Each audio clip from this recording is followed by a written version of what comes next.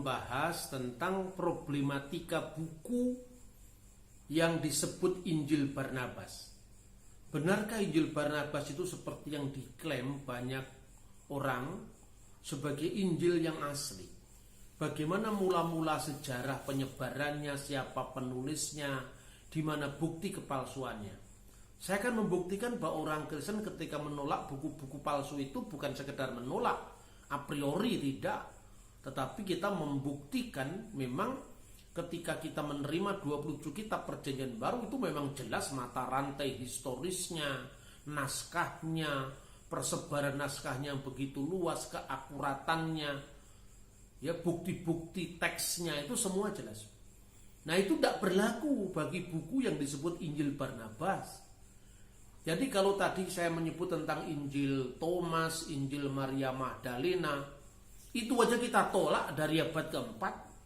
Apalagi Injil Barnabas yang muncul dari abad ke-16, tentu itu jauh panggang dari api.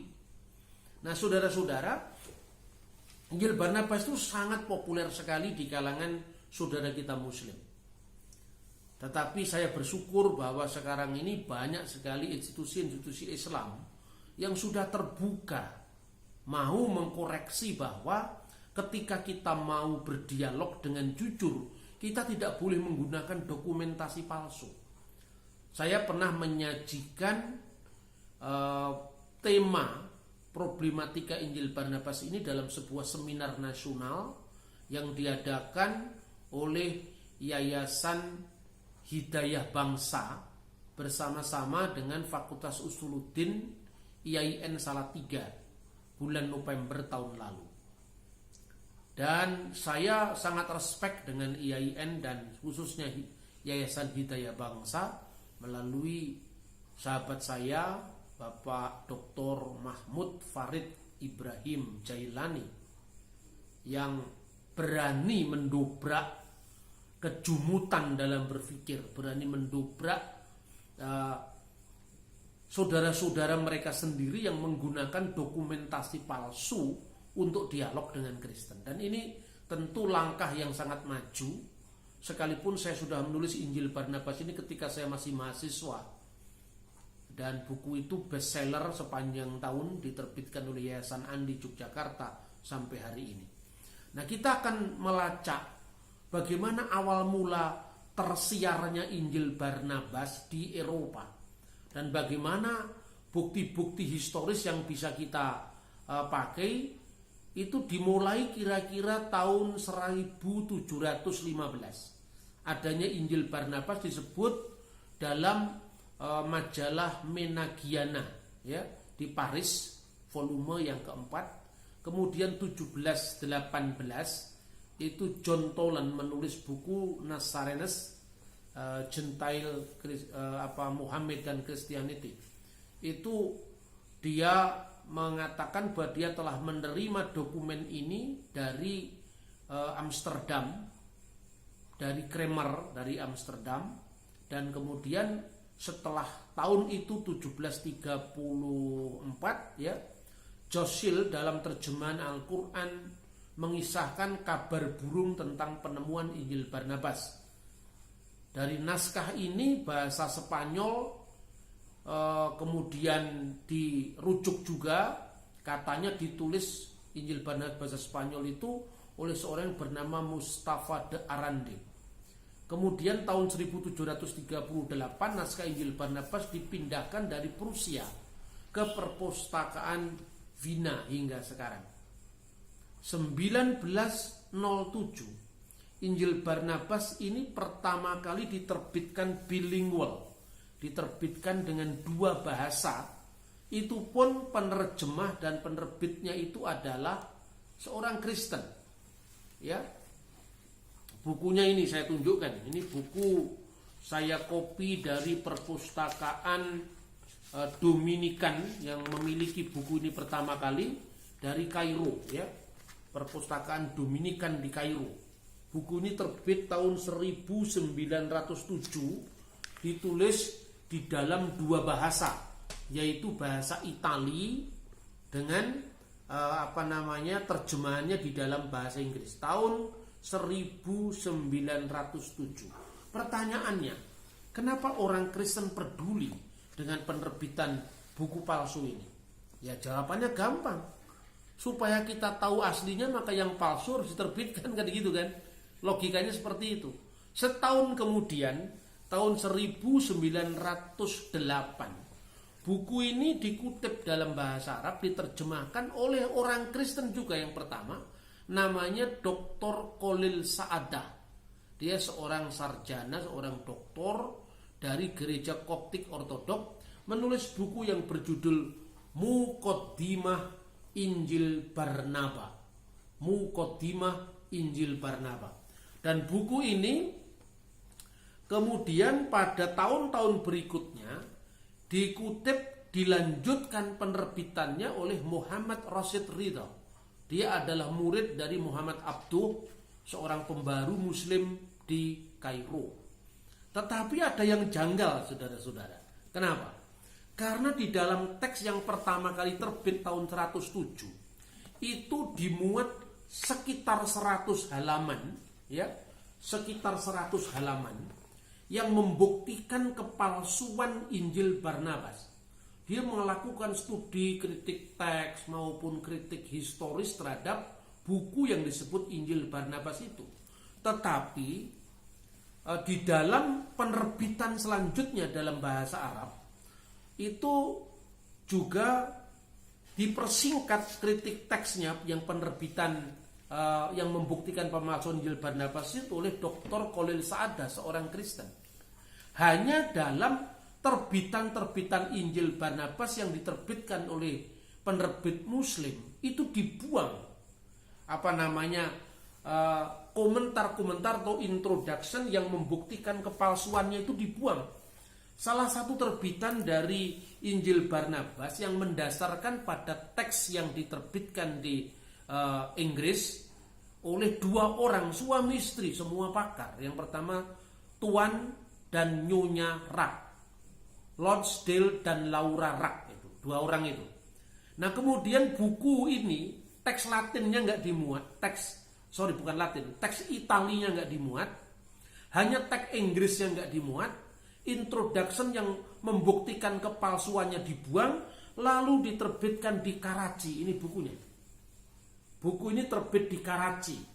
Tahunnya 1970-an ya.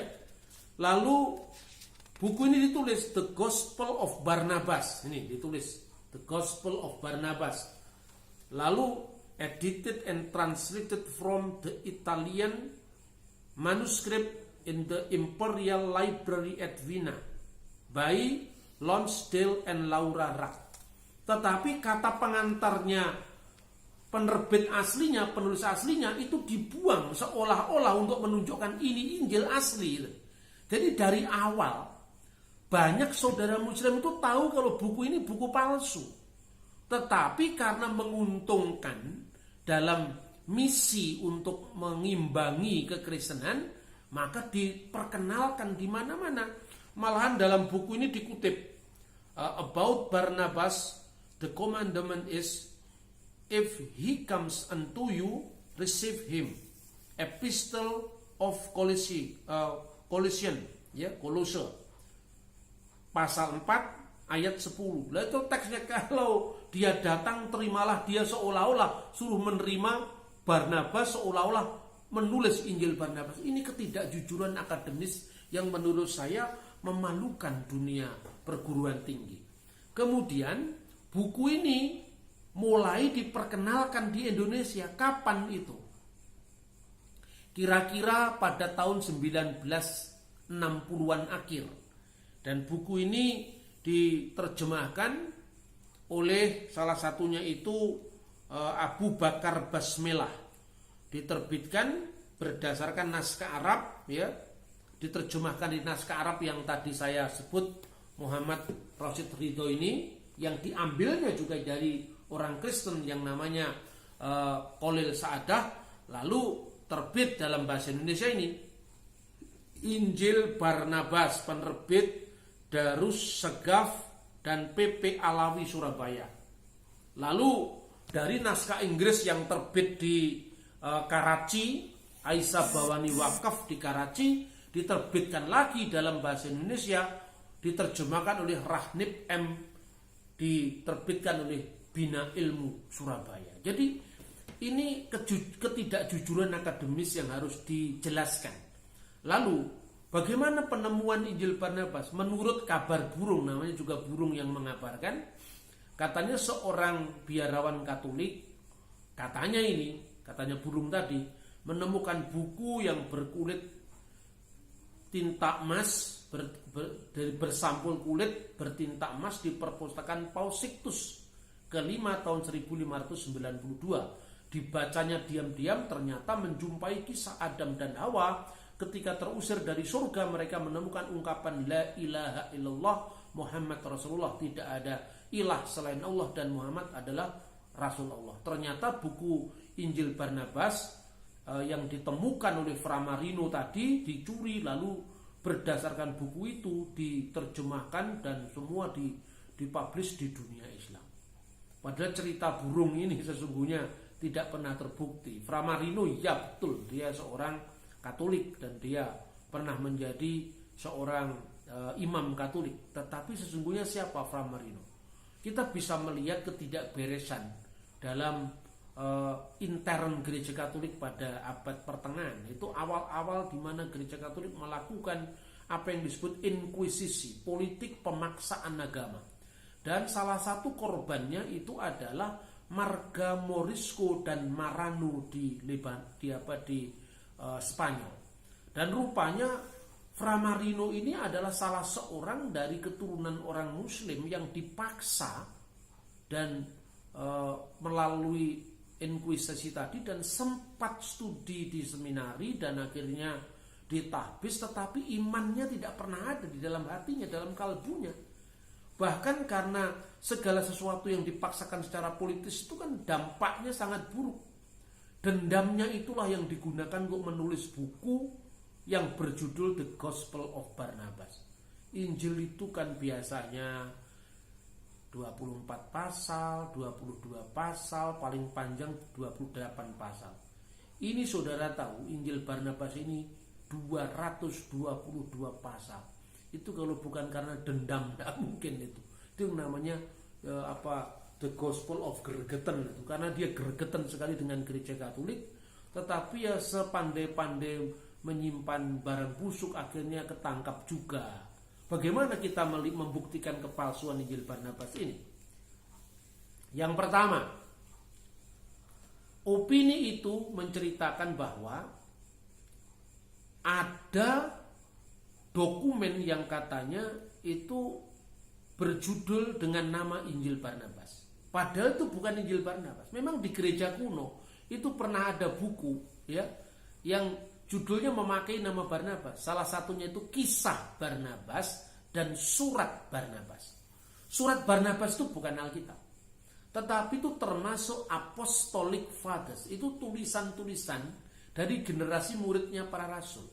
Surat Barnabas itu isinya apa? Gak ada urusannya dengan Injil Barnabas. Tidak ada hubungannya sedikit pun dengan Injil Barnabas. Bahkan buku ini sangat dihormati oleh gereja kuno. Salah satu isi dari Epistle of Barnabas, dan ini bukan Injil Barnabas, itu ditulis abad pertama. Bagaimana sang Bapa telah menyatakan segala sesuatu melalui putranya. Pasal 5 ayat 11 Epistle of Barnabas.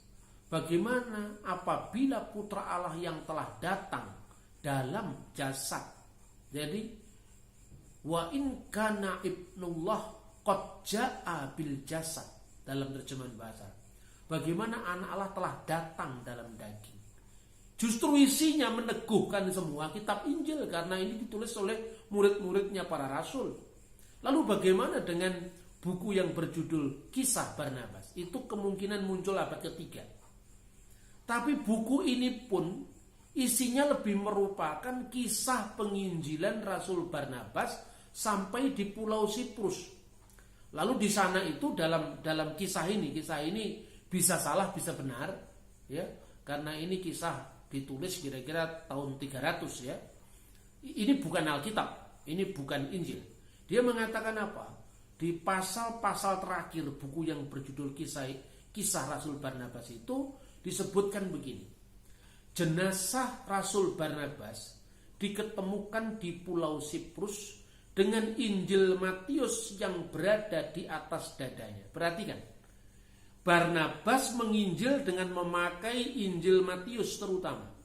Tetapi dalam catatan Abu Bakar Basmelah, Rasul Barnabas meninggal di Pulau Siprus dengan kitab Injil karyanya di atas dadanya, seolah-olah Barnabas menulis kitab Injil. Jadi ini juga ketidakjujuran akademis.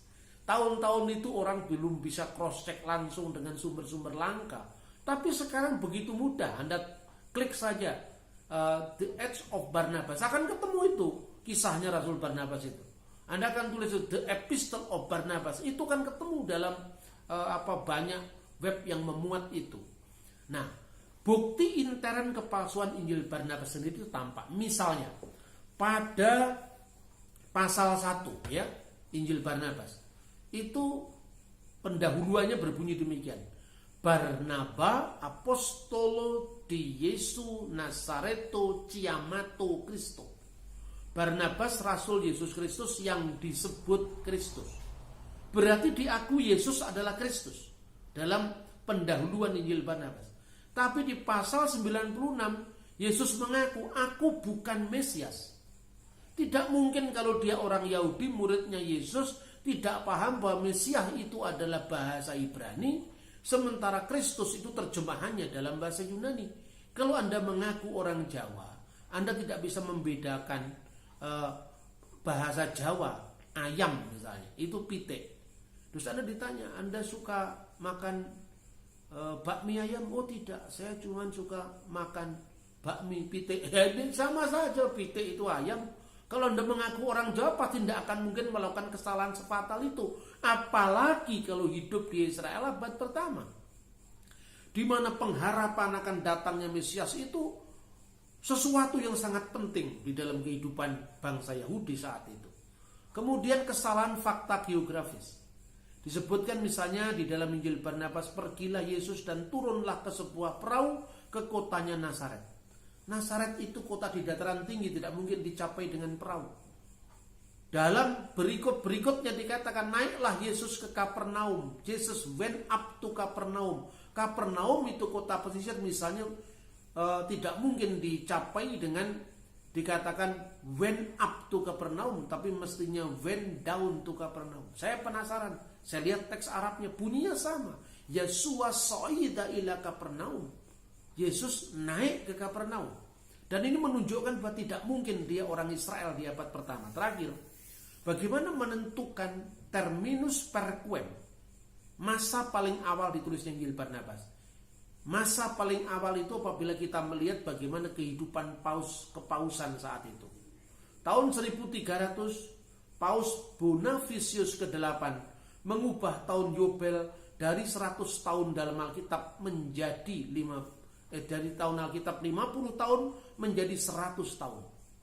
Inilah masa paling awal ditulisnya Injil Barnabas, karena dalam Injil Barnabas dikatakan malam ini tepat waktu bagi Mesias yang menjadikan tahun Yobel yang diperingati sekarang ini jatuh 100 tahun akan diperingati tiap-tiap tahun. Tidak mungkin. Kalau tahun Yobel itu 100, berarti kalau disebut 100 tahun berarti itu zaman kepausan. Kemudian Paus Sixtus ke-5 tahun 1585 sampai 1590 merayakan tahun Yobel sebelum waktunya. Dan ketika itulah kritikannya Fra Marino itu disampaikan. Fra Marino tidak sempat mengecek perjanjian lama bahwa tahun Yobel itu 50 tahun, tapi disangkanya 100 tahun seperti pada zaman kepausan. Nah, ini bukti-bukti kepalsuan Injil Barnabas. Bahkan banyak, misalnya Yesus mengusir setan-setan itu masuk ke tong-tong yang berisi air. Tong-tong itu baru abad pertengahan. Lalu Maria Magdalena dan saudaranya Marta memiliki sebuah desa karena membeli sebuah desa. Itu situasi zaman kapitalisme abad pertengahan. Zaman Yesus itu jangankan orang membeli kota, tidak mungkin, karena itu adalah jajahan Romawi pada saat itu. Nah, inilah buku Injil Barnabas. Lebih-lebih lagi, buku ini bertentangan dengan Quran sendiri. Kenapa? Dalam Al-Quran jelas-jelas apapun tafsirannya, tapi Al-Masih itu gelar khas bagi Yesus. Itu disebutkan misalnya di dalam surat Ali Imran 45. Misalnya, Idzqalatil malaikatu ya Maryam, innallaha yubasyiruki bikalimati minhu ismuhul Masih Isa ibnu Maryam wajihan fid dunya wal akhirati wa minal muqarrabin. Ingatlah ketika malaikat berkata, wahai Maryam, sesungguhnya Allah akan memberikan kamu kabar gembira dengan firman dari Dia, namanya Al-Masih Isa putra Maryam, yang terkemuka di dunia dan di akhirat, dan seorang yang didekatkan, salah seorang yang didekatkan di sisi Allah. Berarti Al-Masih itu adalah Isa. Tapi dalam Injil Barnabas, Al-Masih itu adalah Muhammad.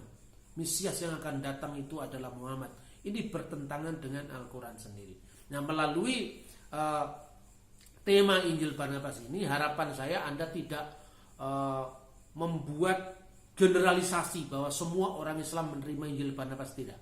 Profesor Hasbullah Bakri misalnya menolak keberadaan Injil Barnabas, karena kalau Injil ini benar-benar ditulis oleh muridnya Yesus, pasti bahasanya bahasa Yunani, Ibrani, Aramaik, atau minimum Latin. Tidak mungkin bahasa Itali, karena bahasa Itali zaman Yesus belum ada. Bahasa Itali adalah perkembangan dari bahasa Latin setelah abad ke-13. Tuhan memberkati kita. Shalom alaikum bishem hamasia.